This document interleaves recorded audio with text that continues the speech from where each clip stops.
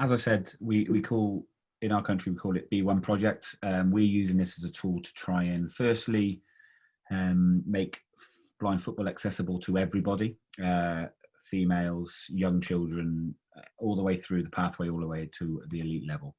And this is vitally important because in our country, we only have 3 teams playing in our league. And for me as a head coach, we only have around 12 players to choose from to play international competition at this moment. So we decided to try and make the game smaller because it was very difficult to try and train a player individually. So you'll get the opportunity to work with one player one-to-one. But what we found, as soon as we integrated them into the full game, they were losing the ability to hone in on the skills that they'd learned because of the frantic nature of a game of blind football. So even though we call it 2v2, we think the game can be played but 1v1, 2v1, 3v3, and move the numbers to suit your needs. So it's fully accessible. It's based around learning the fundamental basics of playing the game. But more importantly, and people often get surprised when I say this, but in this country, for me, it's more about developing the coaches and their understanding of the game, so then they can impart knowledge to the players, which some of the things they may not be able to learn just by playing on their own. So I will try and relate this all to the coaching side of it, because most of you on the line are coaches, and I think you'll understand it better. Okay, to continue, Sunil? Yeah. So what's important for a coach in this game? Well, it's communication skills, it's guiding skills, but delivering that with a confidence that the player can understand.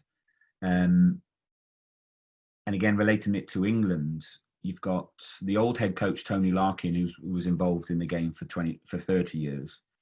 You've got me, who's involved for 25 years. You've got my assistant, who's involved for 10 years. But then as you go lower down the pathway, there's less experience.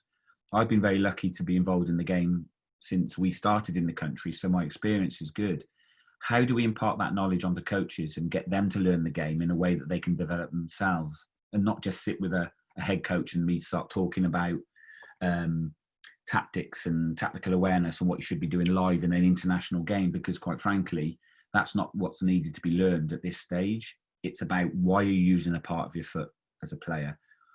What are the angles you need to be on to be able to pass a ball past, speed of approach, those kinds of things. They're the things that coaches need to be developed. Yeah. The next point on this is, I won't focus too long on the wordy bits of the document, but the safety considerations are always massively important. And I know it's very typically English. We focus on the safety aspects, but I think to get the best out of your players, putting them in an environment where they know where they are, where they're safe, where there's nothing that's going to harm them, I think you'll get better outcomes from your players because they can fully focus on the skills that are needed and that's being coached. So leaving equipment around, having areas of the things sticking out the fence, or not having boarding or anything like that, it is very difficult for a player to kind of comprehend. So it's really important that you make sure the players have opportunities to orientate themselves around the pitch and understand what's being asked of them. So before we walk into the game and the rules and how we think the game can progress a player and the coach through the stages, I think it's really important that there is an underbelly of coaching that needs to go into a player before they start trying to play. So working on the fundamentals of controlling the ball, movement, traveling with the ball, passing, ball manipulation and turning. For me, those things need to be at a very basic level taught to a player before they start walking into a game. Look, some coaches like to give players a ball and say, just go and play. But sometimes bad habits can come in and involved. Maybe, it becomes dangerous because there's no rules or no regulations. But also to coach, it's very difficult because when you ask a player to try something for the first time, you want to know that they understand what you're asking them to do, not them try something and then you try and make it better. I've always worked in that way. So the game itself is based on 3 phases. So And it's really basic. So if I asked any of you as coaches to come up with a small-sided game, you're not going to see anything new. Like I said, I want to try and explain to you why it's a good way of playing the game first. So phase 1 is a targeting game, which I'll talk back in a minute. Phase 2 is introducing the attacking and defending principles. And then phase 3 can link into an actual game with goalkeepers and mimicking the rules of full-sided five-a-side game, but in reality playing at a smaller level so people can get to learn. Okay, so outcomes. When you're walking into your first phase, what are we trying to learn at this moment? And like I said, we're going to work on the 5 or 6 fundamental basics of controlling the ball, movement, traveling with the ball, passing, ball manipulation. And then be able to then link that into guidance. So as a coach, learning how to control the ball. I won't talk about the basics of controlling the ball. I think as coaches, you'll understand, the need to do certain elements of training. But why are we traveling with the ball? Where are we going? Why are we doing it? How is the guide influencing or helping a player to make really good informed decisions about what to do? Because we don't want to, as a guide, it breaks my heart if I thought I was controlling a player. I'm not there to control a player. The player is the player. I'm just there to support. But what I want to do is paint a picture for the player to be able to understand, to make better decisions. And the decision is theirs, not mine. So I think that's really key as a coach. Do not try and take over the player. Let them learn the game. But you're going to be there to support them in the best way you can. So here's a picture of the game. For those who haven't got sight on the Zoom, we play it with a 20 meter by 10 meter area. We have 2 small goals coned on each of the longer area of the pitch, and they're at 3 meter width because that replicates the goal. And then we have smaller 2 meter guiding zones to either side. In phase 1, we don't have crossovers, so we keep the 2 players in the one half, and you have a guide in each area. Okay, and the idea of this game is to be able to feed a ball into your team, and then the opposition guide tries to coach the player to be able to pass the ball to them using the cones as a target reference. So when I introduce phase 1 into anyone I've talked to about this game, the first question I always get answered is why not just have the 3 meter area in the middle? So the players have a kind of a target they can hit, which is realistic to the game. So a goal. And my answer is very simple. When you move into the full-sided game, so the pitch is 40 by 20, the aim of the game is to try and score a goal. But you will always have to try and beat another 4 players and then a goalkeeper to score. So what we're encouraging players to do is to track the ball, to stop the ball getting to target zones, but move the full width of a pitch to be able to understand, we call it pitch geography. So that guide who's hoping to receive a pass, say from the white team going right on the picture you can see, if we're only ever going to use one target, then the 2 red players will stand in the middle and stop that ball going through. Whereas if we move that target zone left or right, whenever they move, the white team have got a moving target, so they can start learning how to pass to another player in their team. But also from a defensive perspective, the red team now can start learning how to protect an area of the pitch, not just the goalkeeper, or support another player. So the game becomes more fluid, and you're teaching them the fundamentals of the bigger game tactically, inadvertently, without actually having to do it, if that makes sense. Because when you're trying to do it 5v5, there's a lot more going on. There's a lot more areas of tactics that need to be played. But you're actually teaching the players to play the game. In the rules that we use, and this is only an idea. I think you should always base the rules around what you want to get out of your session. So we've written rules out to kind of formalize the game, but in reality, if our players are at certain levels, then I will change the rules to suit their ability. So we do things like the ball's got to stay on the floor, not allowed to pass in the air, just to make sure that the opposition have got an opportunity to try and stop the ball getting through. We might encourage the white team, for instance, to make 2 passes before they go forward, which then might move the red team out of position, so we can get different outcomes. But then there's a question from a guide or a coach to the red team. If the ball moves into the right hand position, but the target zone is still center, what shape can you get to cover both areas? So you can start doing a support, we call it a support screen. So a player challenges the ball on the halfway line, but the second player gets into a position where he can still affect the play. So then you've got two players working together tactically with the ball and without the ball. So I won't ask this question to you because I think it might make it a bit longer. But obviously, if you look at the white team, they're in an attacking formation, even though they're standing side by side and wide, because if they move the ball left and right, the red team will have to move to cover the target. Whereas your red team are in a defensive attacking zone. So they're attacking the ball from a defensive position, making sure they've got a first press and a secondary cover. Now, we've talked about a really, really easy game with no contact, no one going over the halfway line, players learning the game. But just with the rules that we've put in place, the players are starting to learn tactics, teamwork, trying to understand gameplay without actually being told by the coach how to do that. And all the coaches or the guides are doing is painting a picture of where they are, to the distance, to the angle. So the players are learning themselves.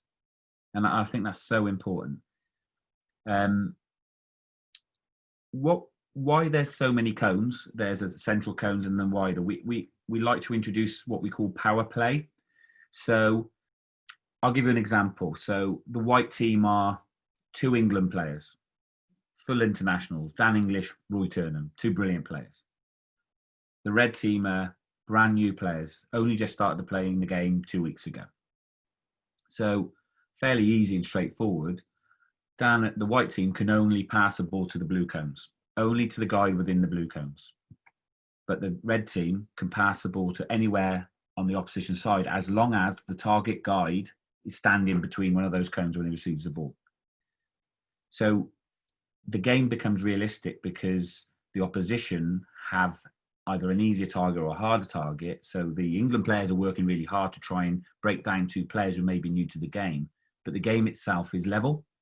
So there's an enjoyment level there for both teams, different outcomes.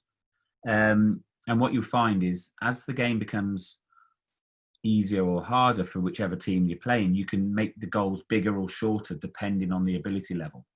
So you'll find it all the time. Every England team, every Brazil team, you'll have top players, and then you'll have players who are new, and that you want them to be able to play against those with a realism that they're learning, but they've got an opportunity.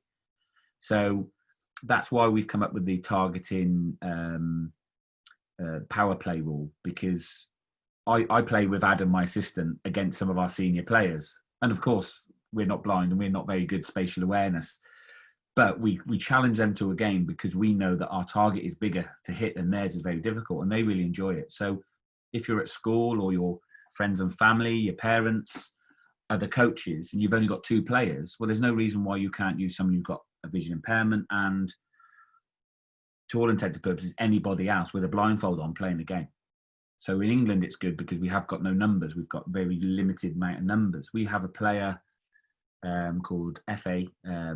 He's started to train in our emerging talent, so a young player moving through the ranks, so to speak. But he goes to a mainstream ordinary school, which doesn't specialise in vision impairment.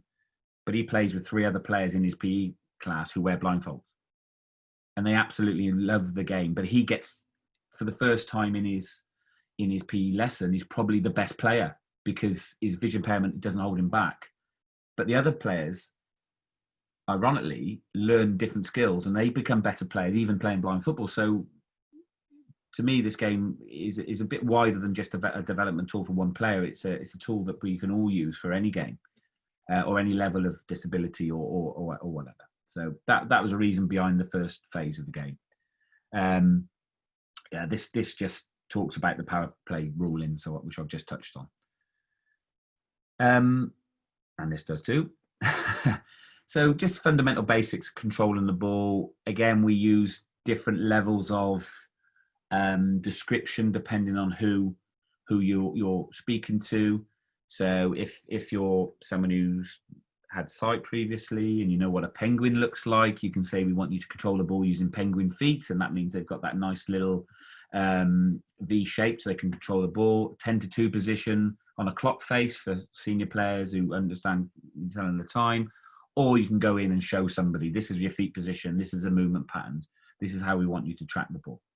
So I'm just kind of explaining that, you know, how the levels of coaching can differ between the level of player that you're working with.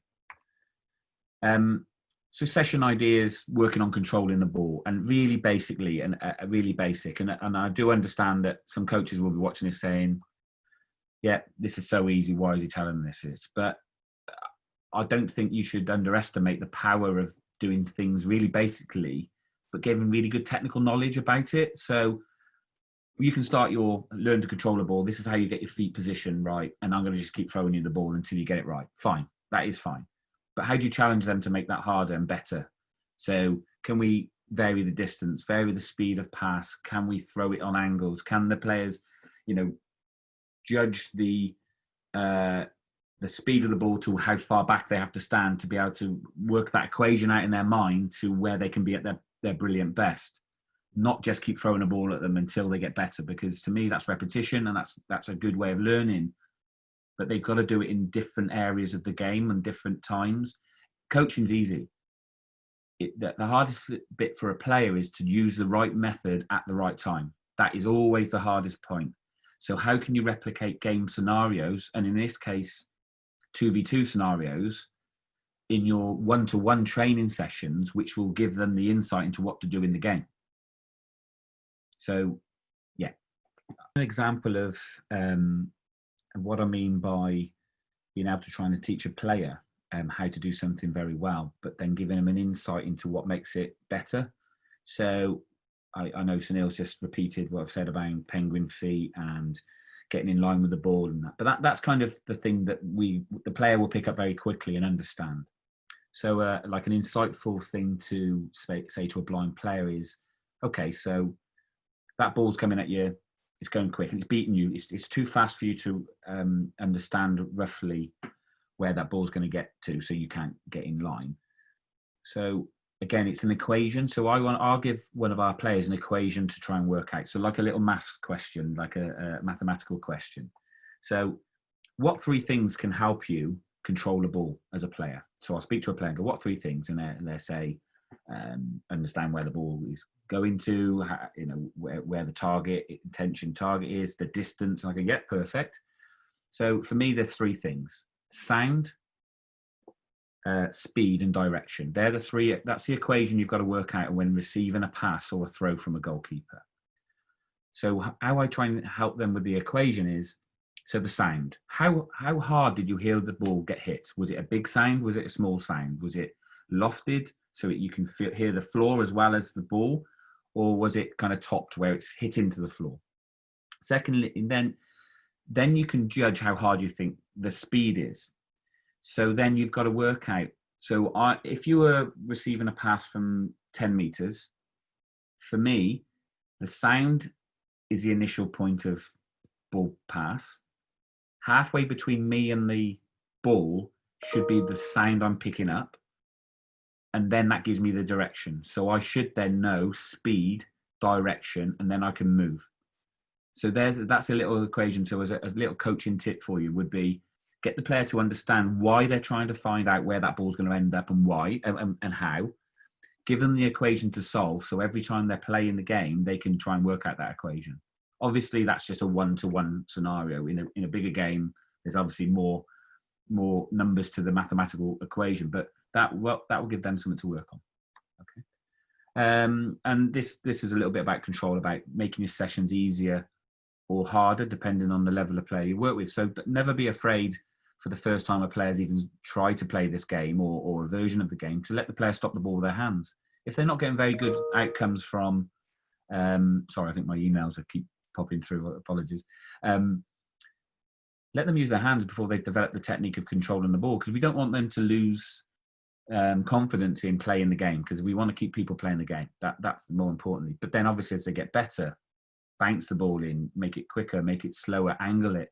The thing I quite do regularly is I'll ask a player to do a maths times table, or say the alphabet, or ask them questions so they're distracted from what they're trying to do. So they're learning something over here, but they're trying to pick up a pass from here. So that to me mimics what an opposition could be doing as a runner, someone with the ball. I'm trying to work out where they're going to run, why they're passing the ball through me, so where I can end up to control the ball. So you're starting to get the players to think more than just be guided. You know, I know some people don't like the fact that there's guiding happens around the pitch, but for me, that's painting a picture for a player to give them good outcomes. It's not telling them what to do. We're not here to control the game. Give them the equations to solve and let them solve the problems. They'll become a lot better players for it. I can promise you. So a thing we fundamental movements, pitch geography, whatever we want to call it. And this is quite a difficult one to teach, purely depending on where you're actually teaching your football. If you're on a full-size pitch with board on either side and you've got the perfect quiet and 3 or 4 coaches, all of a sudden you can do really good pitch geography. And what I mean by pitch geography is, do you know where you are on the pitch at any given time? And how can you teach that? So obviously with a moving target, your point of reference is your guide. If they are moving, then your point of reference moves. So how can you have a communicational conversation with your guide to know that where they've started from is maybe central? So you can adjust your movements. If they move left, you know that you've got slightly less to move left because you'll be off the pitch. And doing that in without the ball first, just working out distances, walking around the area, trying to find, challenging the player to try and say, well, I'm on the halfway line, can you go and find the right corner? And then just getting them to maybe learn that movement. So it's a pre-movement, and then working with the guide moving around that area to then try and work out if they know where they are when the guide's moved. And little tips would be, you might have a pitch that's, I don't know, 30 meters from a main road, and there's a humming noise of traffic which constantly goes in the corner. You might be by a tree where there's a rustling noise. Encourage your players to listen to the environment so they know roughly, I can hear that rustling noise. I know that that's the opposition half. I know that that's at this distance, and I'm maybe slightly too far left, and I need to get closer to the road noise, which then puts me back into position. Those little things they sound really, I'd have to say, silly, really, when you say them. But if I ask a player, how do you know where you are right now? Because I haven't spoken for 30 seconds. They say, well, I can hear a baby in the corner crying. And I knew that every time I hear that noise, I know where I'm standing. So those things might sound silly, but, you know, I'm thinking World Cups, European Championships, World Games, for instance, in Tokyo. You've been there, Sunil. There's a road that goes all the way around, and there's a shopping centre or a train station to one side, and every 20 seconds a train goes by. So the players then know roughly where they are. So those are little things that you can encourage your players and to listen to. So you're not taking over what they're doing. You're teaching them skills that they can use in everyday life, but also within the game. These are just things about how to make it harder and distances and stuff. So I don't need to go through there. I think I want to reiterate to the guys is that I've not come up with that. The players do. They tell me. So I think as a coach, when you see something amazing by a blind player and you wonder how they've done it, or there's a opportunity to learn off them, I think I would encourage you to ask them some specific questions, which, you know, how did you know that you were in the right place at that moment? Or what did it feel like when you were stepping into that tackle? How did you know that was the right time to make that tackle? And I think you'll learn so much because the players have so much to offer.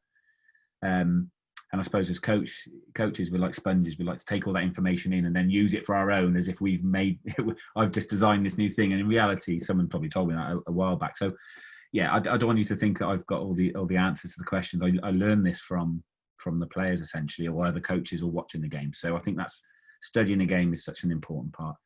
Moving on to traveling with the ball, and I won't go on too much because, again, I know that you're out there, you're all good coaches, you're working with players. I don't want to try and tell you things you already know. So I just want to give you insights into the whys maybe. So on the screen, you've got 3 pictures of feet with ball. And just little tips around what is a good dribble going forward, sideways, left and right, and slowing the ball down. So if you break the foot down into 3 parts, your heel, your instep and your toe area, generally, the faster you want to move the ball, the further forward you want to have the ball. If you want to turn, you want to use more middle part because that gives you the control and it keeps the ball into your body to stop the opposition being able to steal the ball off you. And the heel part is probably the stop part. But if you dribble fast with the heel, it works on an opposite. So you dribble fast with the heel part, you'll trip over the ball and it'll end up behind you. But if you go too fast with the ball too far at your toe, the ball will go away from you, and then your speed of body has to be faster, which then you'll see players lose the ball. So it's little things, if when you're watching a player, the trust level in them to help you guide them and then coach how to make their dribble better is about the knowledge of what makes a good dribble and a bad dribble happen. Everyone's different. You've got players who have wide gait, and what I mean by wide gait, the player's legs are quite wide and the ball goes side to side and their feet move ridiculously quick. And so like the Lionel Messi type dribble, which means that every time you touch the ball, you are able to change direction to move. But generally in the world of blind football aren't as fast as the Ronaldo type dribble, which is more of a push and run, still touching the ball on every stride, but then not as often because you're running faster. And the best players obviously know how to do both. So if you're going in and out of players, if you're slaloming, you use more instep. If you're trying to just chop past the player, it's more toe and in. I know I'm talking in riddles a bit, but I think understanding my advice to you would be there's so much footage out there now. Watch Ricardo, Jefferson, Frederick, Dan English, Rob Williams, all the best players from all over the world, and work out what their dribble is. And I think the trick is for me when you're coaching a player is not to try and make everybody run like Ricardo, because biomechanically, physically, they're just different people. If they've got a skill set which allows them to look a little bit like it, by all means, try and coach them to the level of that. But maybe they got the wider gate. So there's some Japanese, some Japanese players. Ryu, it would be one of them, the captain. He does a side-to-side dribble. So if your player dribbles like that, watch him. But have 2 or 3 players that you can refer to, which give you the insight into what makes a really good player, and then you can help that player move forward. These are just small little session ideas around. These are little session ideas around zigzag runs, swooping runs, S shapes, straight lines, and then trying them to getting the player to try different types of dribble to work out what is their skill, and then you can relate it to one of the players I've mentioned. These are just harder and easier sessions. Start your player by walking, maybe doing it into 3 steps. I like to call it I think we did this in Kochi, Sunil, where breaking the dribble down into 3s. So start with your strongest foot, have your what we call the slave foot. So it does the secondary movement, and then the control foot. So it's 1 to move, 2 to set, 3 to control. And then we stop. And then we build that into 5, 7s and just get it bigger and longer. But then by breaking it down into the 3s, what we can do is really watch a player's foot movement at a slower speed so we can genuinely tweak it to make it better. I mentioned slave foots quite a lot when I'm dribbling. So when I mean a slave foot, you have a dominant foot and a slave foot. Your dominant foot does all the turns, does all the kicking, does everything that really the action part of the game. Whereas your slave foot is there as almost a not so good tennis player who just hits the ball back to the good player and he does all the work. Encouragement of rotating your 1, 2, 3, so starting on your weaker foot and having your action foot as your slave foot. So that then learns how to be a slave foot. So the action foot you can shoot left and right footed or dribble quicker from both directions. So moving on. So what you're doing, you're linking your sessions together now. So you've done your bit of controlling, making this session harder or easier. You've done some dribbling, so you're trying to then link control the ball to dribble the ball, obviously, and then using some of the 1-2-3 techniques, or even just a setting pattern. So an action, foot to slave to set to pass. So we start teaching passing. Now you can start linking the sessions together. Really easy to do with one-to-one sessions, or obviously if you've got 2 players, 3 players, 4 players, you can do that individually with each other. And just little things like throwing the ball to feet, doing a 1-2 pass, asking them to dribble, and then try and pass off both feet to a moving target. So having your coach moving left or right, giving them identification of where you're moving to, so they can start adapting their run. So what I mean by that is if the coach is running to the board side or the left-hand side of the player then can work out where he needs to run to do a straight pass or an angled pass. These are the things that the sessions look easy when you look at them on paper, but the coaching detail is about why you're doing it. So I'll give you an insight into what we're working on at the moment. So you all know that your goalkeepers and the halfway line guide and the guide beyond the goal give information to the players to help them make decisions. That's the kind of how the game is played. We're trying to teach our players to be in neutral positions now when they receive the ball.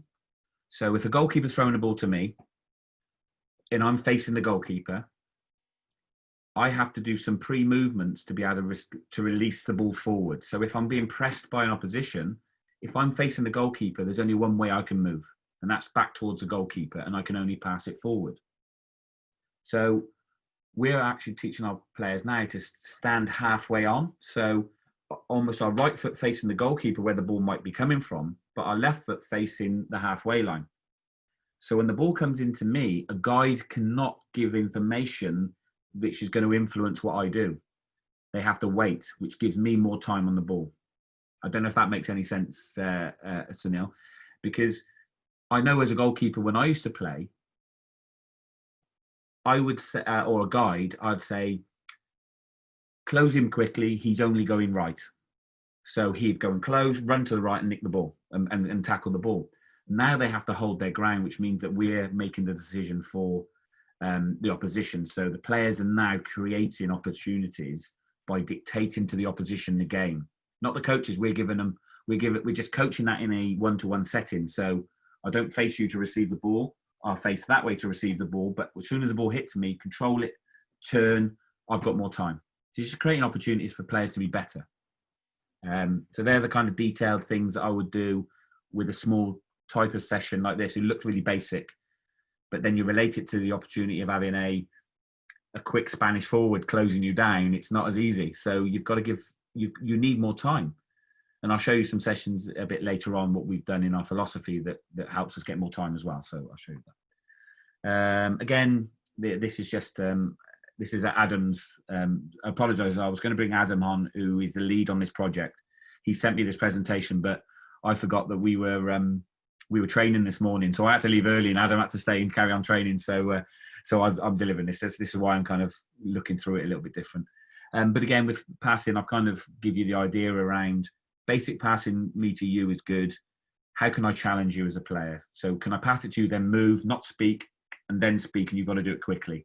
Or you've got to do it within 3 touches, or you've got to travel in a different direction until we want to release the pass. Just little things that can help.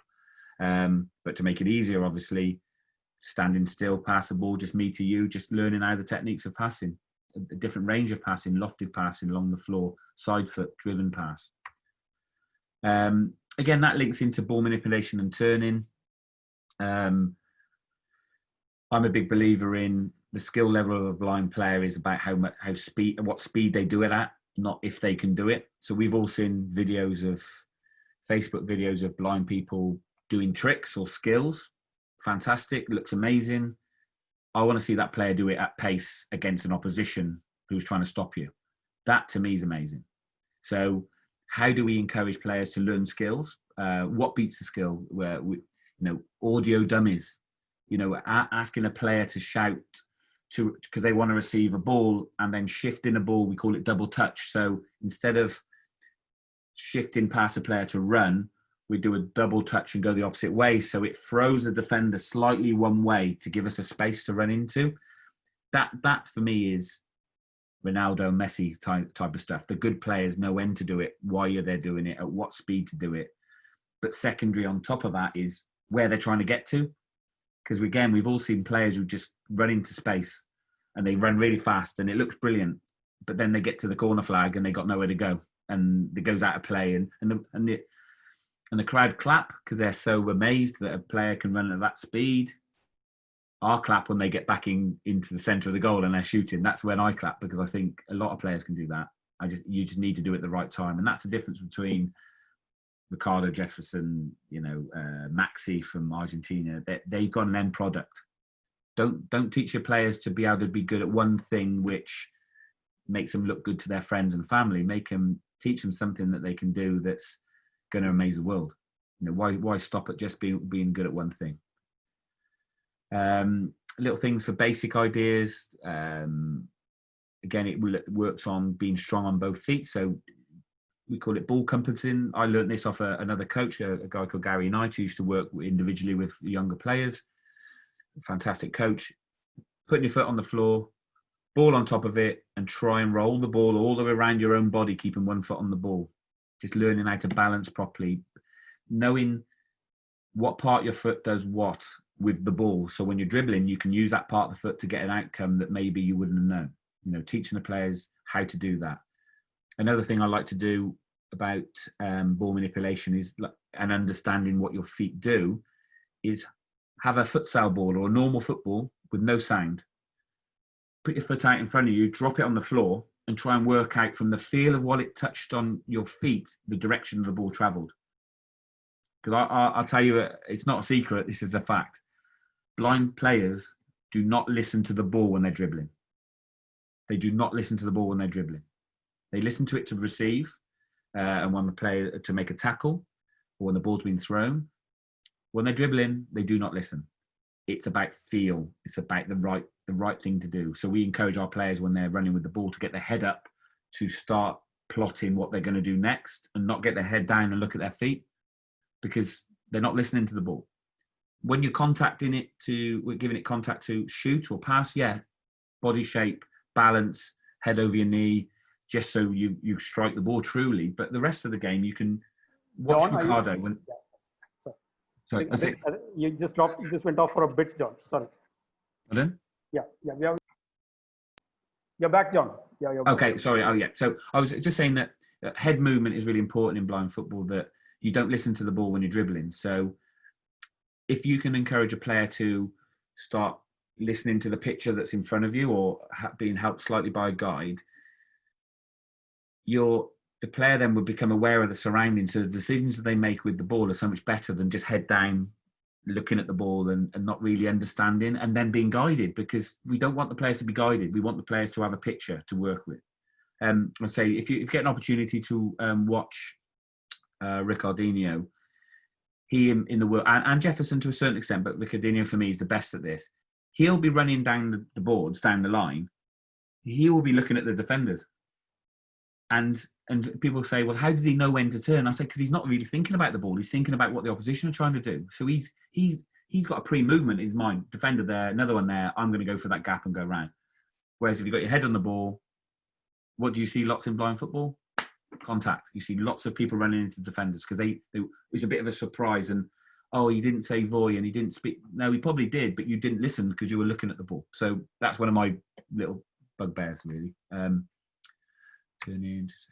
So moving into phase 2, this is when I think you start learning the contact side of the game, I suppose. Phase 2 would be, and we do it in certain ways, learning how to say voy at what distance, teaching players that the voy word is so important, a bit like passing or receiving the ball, understanding the distance and speed. So if you're running really fast, the voy's got to be early.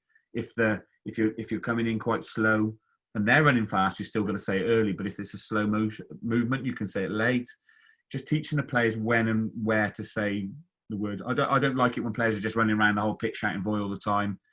Do it when you're around players. Do it when you're trying to influence the play, but don't consistently do it because I don't think it helps the game.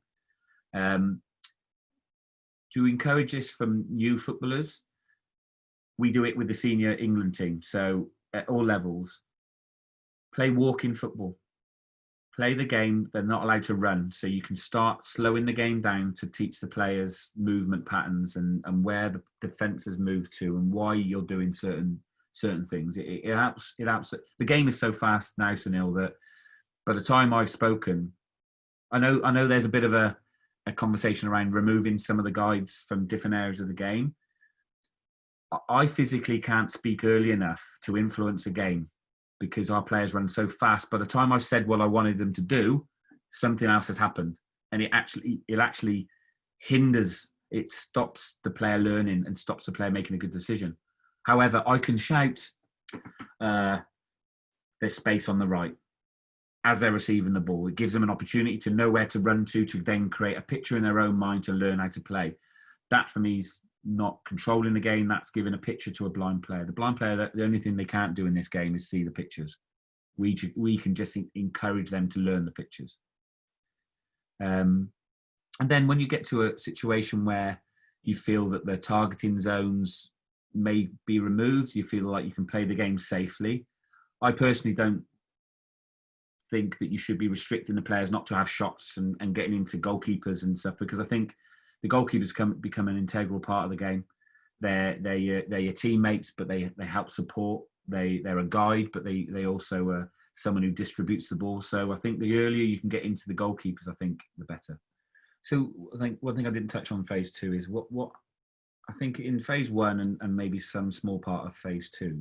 My personal opinion is the hardest thing in blind football, apart from learning the game initially, is what we call transitions. Is when you either lose possession or the opposition gain it, vice versa. So, losing the ball or gaining the ball, and the understanding of what you have to do once you've lost the ball. So if you run forward all the way over to the opposition goal, you get tackled, all of a sudden then you've got to start getting back into a shape, a formation. So that's when you start learning them skills as well. So, and the best way to do that is linking it into 1s and 2s. So making sure that if you're playing 1v1 and you've got a goalkeeper, how can I recover to a situation where I can protect my goalkeeper? Or if it's with 2 players, can I recover in a position where I'm being supported by the defender behind me, or do I run behind him to let him attack the ball and me rotate and recover? So those are the kind of things tactically you can start teaching. So because they would have started learning lots of forward movement, receiving the ball, where to go, different angles, and on the screen now is and this is another one that we're speaking a lot with our England players at the moment, is I feel like sometimes the game is all about the shape of the team, not necessarily the ability of the player. And I don't think that's right. I think if you're playing a diamond, we all know that the diamond man, the top man is the striker. You have 2 wide and you have 1 at the back, and it's kind of, if I get the ball here, I know there's going to be somebody there, and I'll pass to him, and then there'll be a striker, and that's fine if you want to be that team. But so what we're trying to teach our players at the moment is who's in control of, or who's influencing the movement. So there's a little picture on here. So if a player receives the ball and starts dribbling to his left, then where can I stand to be in a better position to receive a pass? So moving into space, maybe on a diagonal or even down the line. So you're teaching secondary movement. And what becomes apparent when you try and teach a player this is that your movement with the ball starts to dictate the movement off the ball. But depending on the type of movement, your movement off the ball will influence where the ball carrier goes. So you can start influencing the game. Every player on the team can influence what happens, as opposed to just the person with the ball or just your tactics previously. Because again, I like to, we're a tactical team, but our tactics aren't based around you have to do this, you have to stand here. They are something like, I don't know, we need to have more line passes, but our starting formation doesn't allow us to pass the ball down the line. So how are you going to get to that line to get the pass? The players solve that problem, not me. I don't guide them there. They got to do it. So, and so the ball carrier does different movements, and the off ball carrier, the person without the ball does certain movements. And you start, to me, it's the closest you'll ever see to mainstream football. because players are making decisions to influence the game, not us, not the guides, not the goalkeeper, the players. And they're learning so much more from trying to be this team that we go backwards as an England team. We won't be as I say successful in a smaller way because we've not been that successful. But we play a good type of football. We're strong, but we will slightly dip because we're trying to learn the game better, not have people who can run the ball better. Does that make sense? So we may lose a little bit, but we'll have a system of play which will be beneficial in 2, 3, 4 years' time, which will really help us. And don't be afraid to let I know, Sunil, as a head coach for the Indian team, you're really desperate to play in loads of major tournaments because, and I get why, because it's amazing. But my thing to you would be, when you've developed your players in such a way that when they do go to their first majors, or sorry, the second majors now, they won't just be there to compete; they'll be there to try and win. And to me, that's why you're there for. Really, you're given opportunities, but you really want to give the players an opportunity to try and show how good they can be as well. So, yeah, that's what we're trying to do now. So, phase 3, very basically, without going too deep into this, it's just a game. It's a 2 outfield players against 2 outfield players with 2 goalkeepers, giving them the guiding. A goalkeeper area. Obviously, we all know the rules about the goalkeepers not coming out of the rules at the box, and then having your guides then starting to support with good information. Defenders on the left, can you go right? Those small little snippets that create a picture for a player to make better outcomes on the ball. What the beauty, we're starting to move into this version in our league. So we're going to have a full league with our 3 teams, and they play international rules and try to replicate the game because some of the players need it. But there'll be a lower level league, so like a Division 2, where it's 2v2. New players come and play, and they enjoy the game. And you think in a 20 by 10 meter area, the study we've kind of shown is that players score the majority of their goals from around 4 meters to 7 meters. But goals are scored now because of the way the goals are bigger, and fantastic for Mully to get that in because it makes the game better. People now can score from around about 10 to 12. So if you're receiving the ball on the halfway line, you're only 2 steps away from getting a shot off if you're a new player to the game. So now everyone gets a touch on the ball. You can start influencing with tactics. You can start learning the game. And all this is a quarter of a pitch in a full-size game. So when you do move them into the bigger area, all of a sudden they create little 2v2s in their mind, and they don't worry about there being another 9 people on the pitch. All they're caring about is the 4 that they're influencing at that time. And their speed of thought becomes quicker. So that's where phase 3 comes in. Very basic in terms of it's just a small game, but linked into the main rules.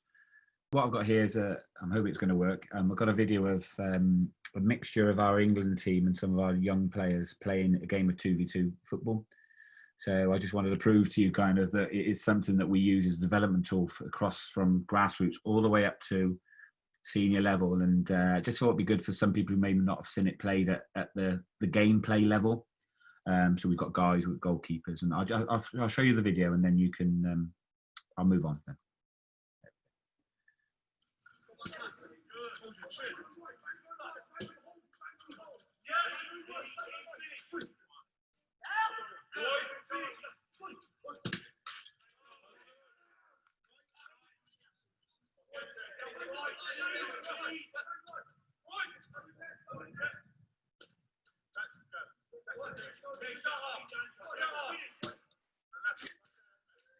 Need to work on our finishing.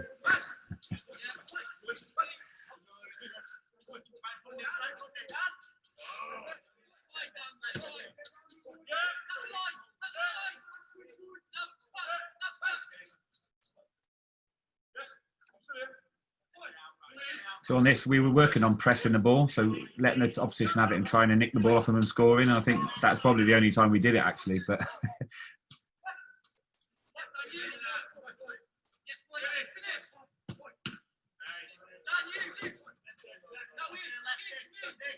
so it's a new player, a lad called Rainbow. He scores a really good goal here.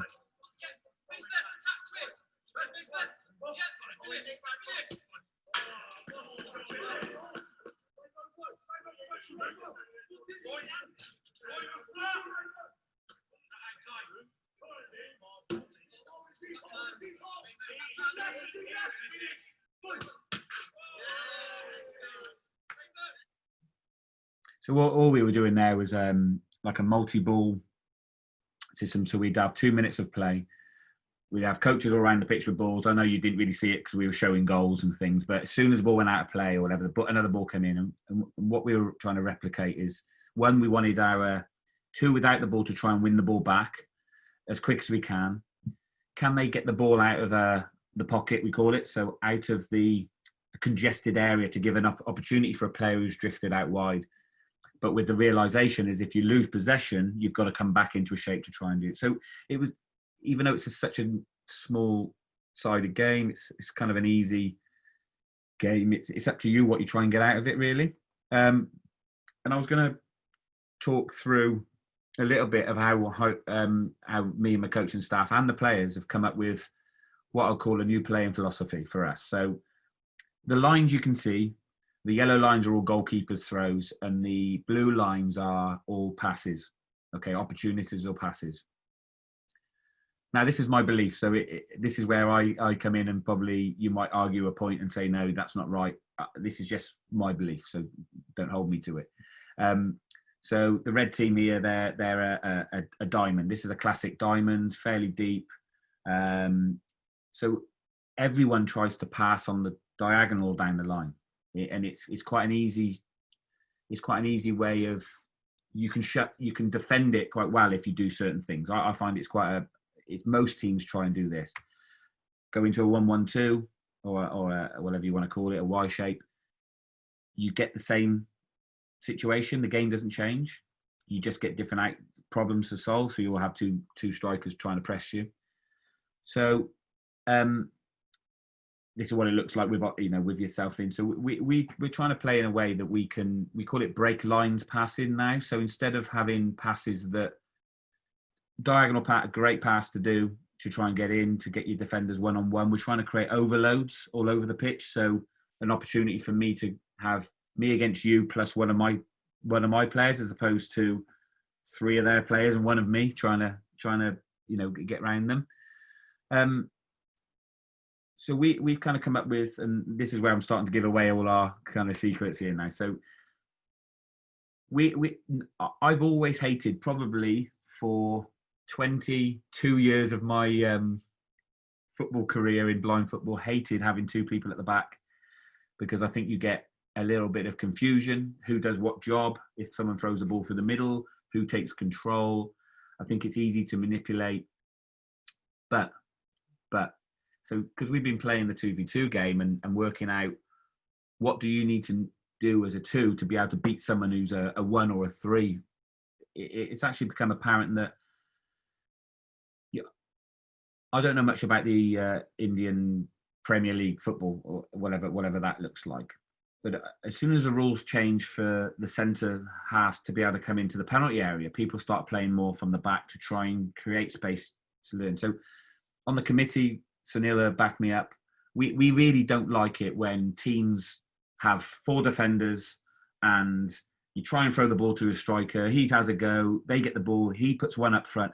It becomes a game of basketball, essentially, and we don't want that. We want teams to express themselves, do things that you see sighted players doing, take people on in dribbles, but play beautiful little passes through the corner. So players are receiving the ball in the penalty area and having opportunities to score, not just work on, he's a really good dribbler, give it to him and he can take the rest of the team on, because at some stage you'll lose that player and another player might step up, great.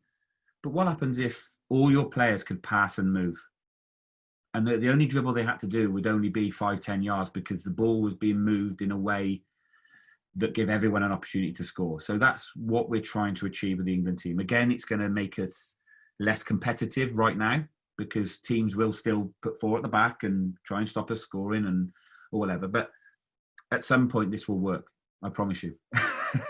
Or I'll get sacked, one of the two. But so we look at deep and wide, a left and a right centre half or a defender. We look at what we call pinning central players. So these 2 players here, the midfielder and the striker, keeping them central means that the opposition will have to keep 2 people central because no team wants the ball to go to this player here up front. Because if he's getting it, he's getting an opportunity. So that then creates us opportunity because it gives us space wide. But we don't use that space to start with. We try and, when the ball's thrown from the keeper, we will then try and move and influence the person with the ball by our movement. So in this case, a medium pass, a long diagonal pass. You can see by my earlier diagram, that works because that's where everyone stands opposition-wise. It's not really where I want it to end up, but that's kind of what we're trying to create. If we can break the press, so the person trying to close the ball down quickly, if we can break that opportunity, then we become 3 versus 3, or even 3 versus 2, depending on what formation they're playing. Now we can start influencing play with break line passes. So yes, we still got the angle, the space pass, the pass that you know it's going to work because there's no one standing there. So you'll be able to get the ball to these 2 wide players easy. Well, yeah, I say easy, you can get them there. But can you get your player here to receive the ball? So when he receives, he's turning and shooting. And that does 2 things. It creates uncertainty in the defense. So the defenders go from running out to the boards, holding up the player, making sure he doesn't get a chance to run past you, to them being in here and having to make a tackle before you score. And then penalties, free kicks happen, the game starts changing. But it only works by having what we call a double screen or support players. So the scary part of this is if this midfield player runs forwards, we have 3 up front, they get a shot, all of a sudden they're breaking, we've got 1 at the back. So when that ball is released, if we don't get into a shooting position, the 2 back players go high and support in an angle, which means if the ball gets tackled, they're there to pick it up, not that they're running backwards. Because every team in our game, Sunil, as soon as they lose possession, runs all the way back to the defence, stands there and goes, oh no.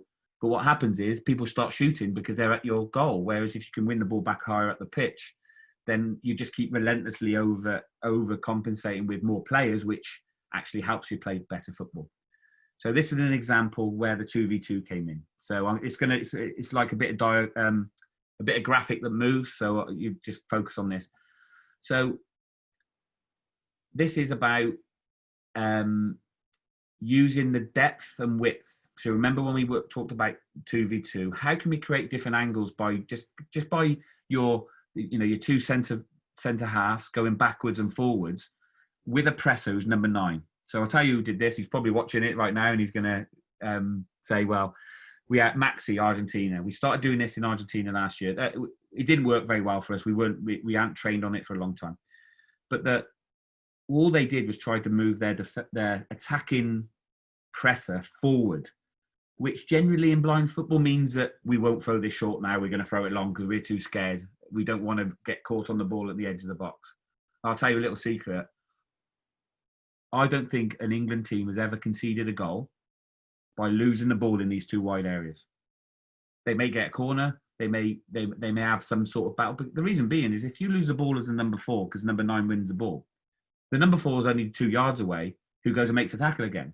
So you can be confident that you're going to be okay and successful. So I'll just show you how we're working this now. So number 9 comes, we just go deeper. He goes, we go deeper, we keep the possession. But because he's so forward now we can create a bigger space. Now we've made the opposition go wider at the back because we've gone wider. And now our 5's in 3 on 3. He drives to the halfway line. He might go all the way. So just by altering our depth of our defenders backwards, we have created the same space that we needed to be able to play with confidence. I'll show that one again and I'll tell you because the next video looks very similar, but there is a distinct difference. So, and I really want to, I keep reiterating this point and I kind of, it's probably to you, Sunil, more than anyone, is about the autonomy of the player on this, because you can't guide this. This is impossible to guide because it's too fluid. It's too live.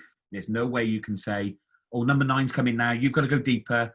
You've got to do this. You've got to do that. They've got to read this. I mean, the goalkeeper can influence the start by throwing the ball to an area which gives the player. So for instance, if that player, the number 9 runs in to press here early, we want these 2 to be deeper around this area. So it gives them the space and the time to be able to control the ball and make a decision. What we can do if we can't guide that, which we won't be able to, we get the goalkeeper to throw the ball to here anyway. So the player has to come backwards to receive the ball. So the goalkeeper can influence the play by using the ball, but he won't guide it. It's the player's decision. And the player then will know, okay, I'm being pressed here quite quickly. I need to make a quick decision. And the reason why at the top it says quick recovery. So what you'll find is if you've got a good number 9 who's attacking the ball, if he gets beat with the first throw here, so I'll play it through and I'll pause. So as that ball goes there now, the number 9 will run back. I mean, that he's going to. If he doesn't, he's lazy. And as a coach, you're telling that player, you've got to press a bit better than that. But we know this.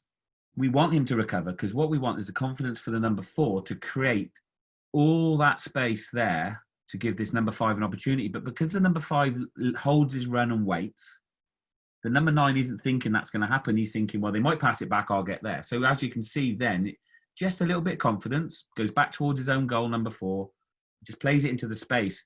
And also, I don't know if you probably all noticed this. I'm telling you stuff you already know. But remembering, as soon as that ball's gone there, the movement of number 7 and 9 has now split these wider because the goalkeeper's just said to them, they could pass it down the line, they could pass it diagonal. You need to fan out to make sure that doesn't happen. So when that ball does end up with number 5 here, defensively, he's got a break lines pass in there. He's got a switch pass here, or he can go alone. And then he would come and support and recover. So now we've just removed 9 out of the game. So we're not playing against 4 defenders now. We're playing against 3v3. But you've got to do it quick. You can't just say, oh, we're going to slow this down. So the next clip is we're still trying to create an overload, but then instead of keeping possession to create an opportunity for 5, we're going to completely break the press by both of our players breaking it. So I'll show you what I mean now. So the number 9 comes and gives pressure, comes and gives pressure, comes and gives pressure. So we just jump the press, go straight past the press, and now we're working on a quick movement. And now, as you can see, I've done it. I shouldn't have done that.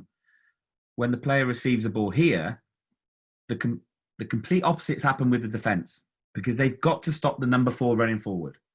So they've closed up the wingers. Now we've got 2 angled passes from the central to out to create a 1v1, which in blind football doesn't happen very often unless you win possession on the halfway line. So this is the idea of jump pressing, and as you can see, just as a recovery. So number 4 now is screening number 7, protection. If he loses the ball, he's there. They've got one up front, but let's not just give the ball to the keeper and let that happen. But we've still got him as a recovery, and we've still got 4 in their half almost. So he comes back out, the defence close up. Now number 9 gets a 1-on-1 against number 4. I know it's easy to create pictures on a computer and say this, but this is what we're striving to get. We're striving to. The players are influencing the players, not the guides. The movement on the ball is dictating to the defenders what they have to do, which means that you have to manipulate that. And if what usually happens is, Sunil, I'll be honest, we've played like this a little bit. Germany played like it in the Euros. Spain played like it in the Euros. France didn't, in fairness, but then Frederick is quite a hard player. Nor did Russia. They kept going, in fairness. So now you watch the number 9, and this is what you would have seen against Spain. The number 9 decides, do you know what? I've run after this now about 15 times. I've not got anywhere near it. I'm tired. I don't want to do it anymore. So again, what you do, you add patience to your game. They press. He puts a little bit of pressure on. You put a little bit of pressure on. And at some point, there'll be an opportunity for a player to then start moving forward. You shift in the back line. All right, it's really slow. Obviously, it's because the computer's done that. But that ball then gets in behind, and you've isolated the number 9 again. So then the movement comes into shape. Number 9's still in play, but you can still keep possession. And you will create that 1v1 like this now. Yeah, it's a tight angle, but you're going to get an opportunity. You're going to get an opportunity. And this is my personal favourite. So So what happens if they put a double press on? So a double press for me is a 1-1-2. We call it pendulum movement. So if a number 9 goes, the 7 will hold and try and cover that switch pass, and vice versa. So they keep doing this. So to me now, this is where the midfield and the 9 start influencing how you play. And I'll run it through and then I'll talk it through, okay?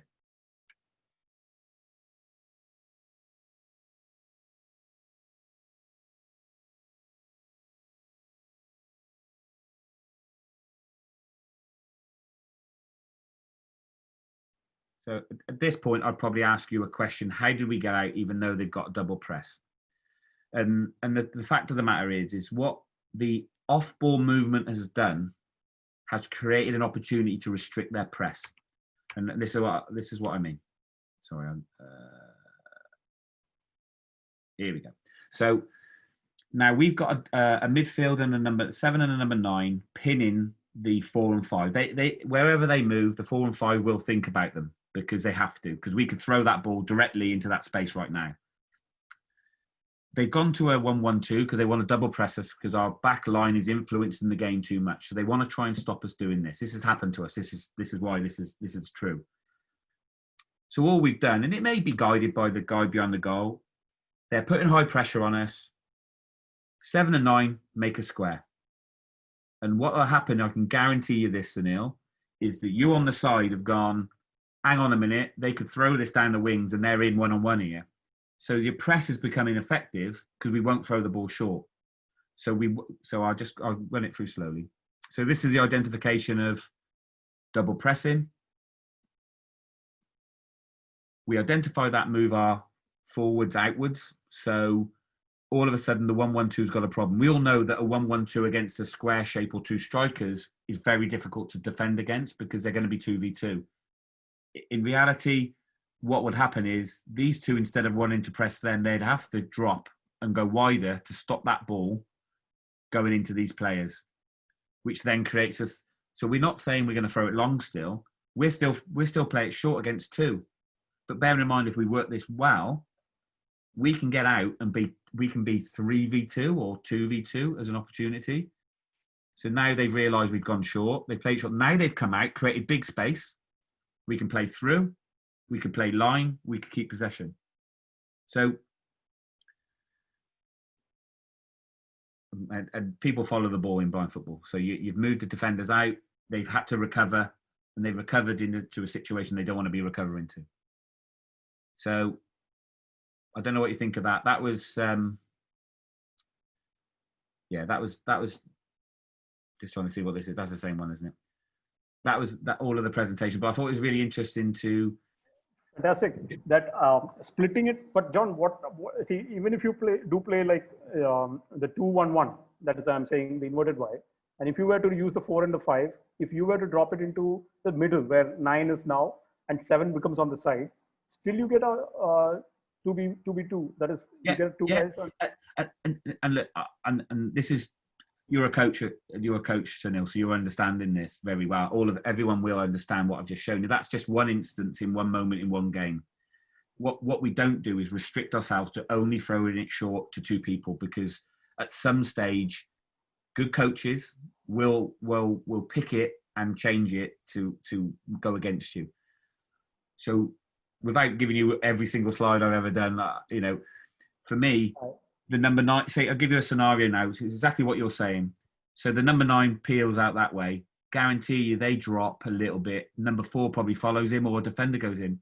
7 just drops into the middle, receives the ball, turns round, and he's running against one-on-one as well. So, and we encourage our goalkeeper to make these decisions with the movement from the players, not from me, because if I kept guiding it, people would hear it. There's no point. I speak English. Everyone in the world pretty much understands most words in England. I can't influence the game from the side. I think early things I do, but I can't. So it's got to be the players. And like you say, tactically we might start the game and say, look, we want to throw it short every time, but to start the game we're going to throw it long for 4 or 5 throws. So they all think we're going to throw it long, and then we're going to throw it short, and then we start using the knowledge of the players, the way we can play, the ball possession, the movement to influence the game. And we started doing this January, February, I think it was April last year, and then we went to the tournament in June. So we probably worked on this for a couple of months worth of training, so not a lot at all. So we were only at the stage of throwing it short and movement. We didn't work on the creative part. So when you get through to the halfway line, what you're trying to do to score the goals or so we were a tenth into what we want to be doing. We're doing a lot more now. So, and we were fairly successful with it. Obviously, again, we lost on penalties, but that's just England. That's just the way we all are. We created opportunities. We did really well, and it was nice. I'll give you an example. I should have brought this up. I haven't got it. Our video analyst who does all or analyzes the game for us. In our game against Spain, and bearing in mind Spain have arguably been the best team, them and France, for 25 years in Europe. We passed the ball 69 times in that game. They passed it, I think it was 20. And I'm not talking throwing it, I'm talking literally passing it along the floor. And like I keep reiterating this point, so as a guide, you can't create passing opportunities for players. They've got to do it. It's not you, it's them. And was it effective? Well, probably not as effective as it could have been. Will it be in the future? 100% yes. So I hope I've kind of rushed to the end of that, really. I hope that's given you an insight into why the 2v2 game is a good way of playing the game and why it links into tactics. I think it's. I've seen some of the. Of course, the pro teams do this. Little bit, I think China adopts it when they do have a disadvantage where you're faced with like a European team or Brazil. I think I saw it on some videos that they also do stretching. But then also interestingly, the Korean guys, we did see that they were dropping off using their coaches were actually using the flanks a lot, like in a typical way. They're opening up and playing it. But of course, you have quality players, John. We need to prove this with quality players. Of course, with practice and getting quality players to sync with you and think the way you need to think and move, that's going to happen down the line.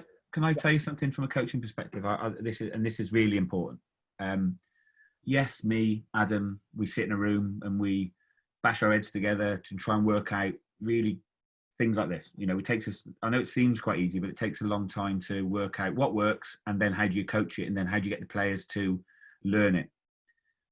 But we've learned in so many different ways now that what I used to do was go on the pitch, I'd stand them all in their areas, you stand there, you stand there. When that happens, you've got to go there. And when that happens, you've got to go there. But in reality, football doesn't work in straight lines and it's not predictable. All right, because if it was, we wouldn't like watching it or we wouldn't want to play it. So what we do now is I'll say to the players, you're playing left and right centre back and we're playing out from the back and you're wide. They've got two pressing. Solve the problem. So they'll have a chat and they go, well, we need options going forward. We need a player to maybe move down a line, so that might open up the defence a little bit so we can then pass it. And they come up with the ideas. All we do then is write them down quickly so I can put it in a presentation to show you. But no, but what we do is encourage them ideas to be more effective by hoping to give them a bit of a better picture that they're working against. So yeah, look, from a guiding perspective or from a goalkeeper we'll say, look, they're playing a 1-1-2. They're playing a 1-1-2. The players know what shape they're playing against. So this is my reservation about losing guiding. Okay, not because it affects my job or anyone else's, because ultimately we'd all do the same. We'd all be at the same point, so it wouldn't really matter. What I want from blind football is to show the world how professional and how brilliant the game and the players are in terms of understanding it. And if I can help that by giving them an insight into a shape that's on the pitch, so they can then picture the shape and then try and solve that algorithm I said earlier, solve the problem. That's all I'm doing. And they don't want to run. So if we pass a ball around, but then we pass it without any understanding, because remember, in the volley rule only comes into play within 2 meters of being near a player. So one, you need good spatial awareness. You need to understand where players are. So do we want players to then, the reason why people don't play expansive football, Sunil, the reason why they don't try and pass it and they don't try and do things differently is because generally when you're playing against a good team, everyone stands in a triangle and there's nowhere to pass the ball because people are too afraid because they don't want to lose the ball because they know they'll be under pressure. Whereas if I can tell them that you're playing a tight diamond in a low block, which to us means that you've got a back man on the 6 to 8, you've got 2 wingers who are tight, and you've got 1 on the halfway line, my players know where to play now. They know where to run to. They know how to get the ball. So that's not guiding the game. That's giving them information. That's you using your eyes to give them some eyes for 5 minutes. To me, that's why it's so important. That was all of it. Sorry, I kind of quickly rushed to the end there. I didn't mean to, but yeah.